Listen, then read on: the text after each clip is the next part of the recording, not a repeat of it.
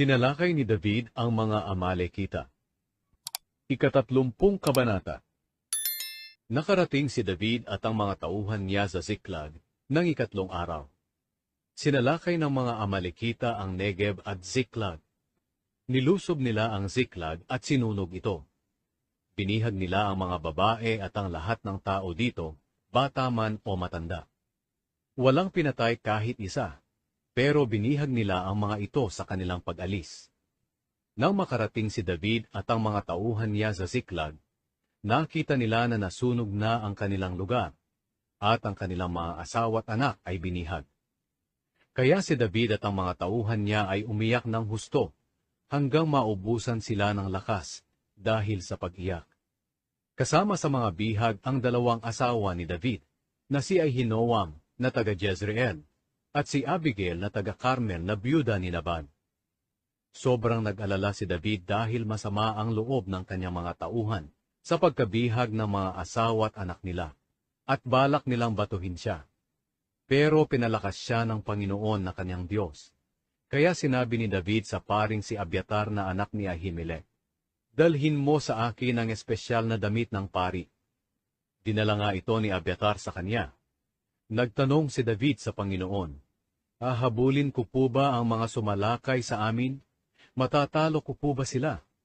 Sumagot ang Panginoon, "Oo, habulin mo sila. Siguradong matatalo mo sila at maililigtas mo ang mga bihag." Kaya lumakad si David, kasama ang 600 niyang tauhan, at nakarating sila sa lambak ng Besor. Nagpaiwan doon ang 200 niyang tauhan, dahil pagod na sila para tumawid pa sa lambak. Pero nagpatuloy si David sa paghabol kasama ang 400 niyang tauhan. Nakita ng ilang mga tauhan ni David ang isang Ehipsyo sa bukid. Dinala nila ito kay David, at binigyan nila ng tubig at tinapay. Binigyan din nila ang Ehipsyo ng kapirasong tuyong igos, at 2 tumpok ng pasas.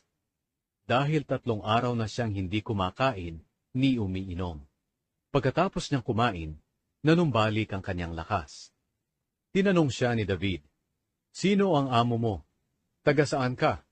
Sumagot siya, "Isa po akong Ehipsyo, at alipin ng isang Amalekita. Iniwan ako ng amo ko, 3 araw na po ang nakakaraan, dahil nagkasakit ako.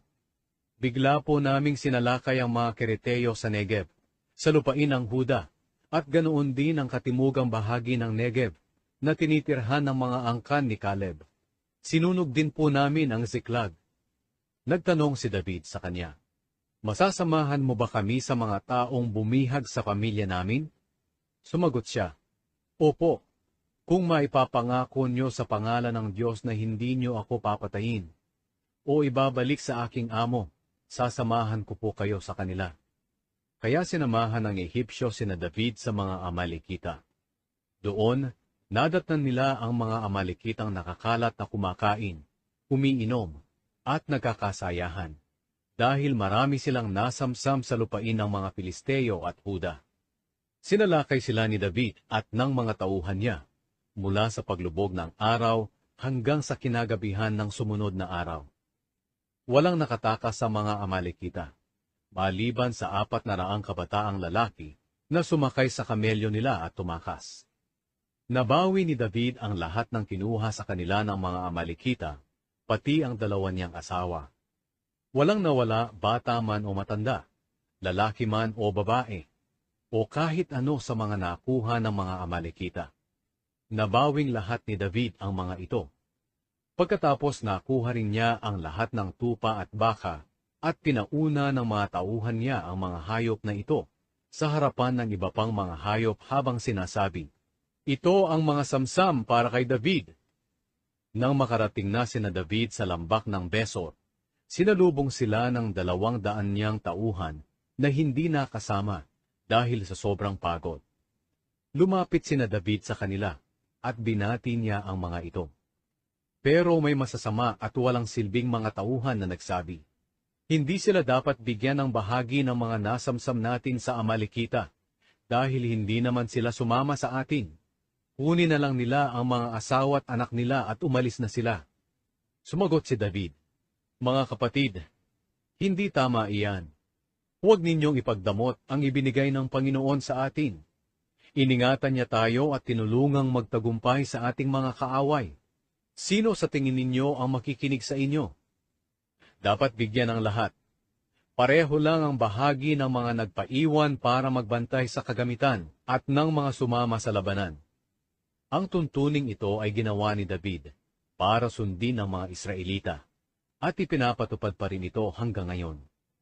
Nang dumating sila sa Siklag, pinadalhan niya ng ilang bahagi ng mga nasamsam nila ang mga kaibigan niyang tagapamahala ng Huda. Kasama ang mensaheng, "Ito ang regalo ko sa inyo, galing sa mga nasamsam namin sa mga kaaway ng Panginoon." Ipinadala ang mga ito sa mga sumusunod na bayan: Bethel, Ramoth Negev, Jatir, Aroer, Sifmot, Estemoa, Rakal, sa mga bayan ng mga Jerameelita at mga Kineo, sa Horma, Bor-Ashan, Atak, Hebron, at iba pang mga lupain na kanilang napuntahan.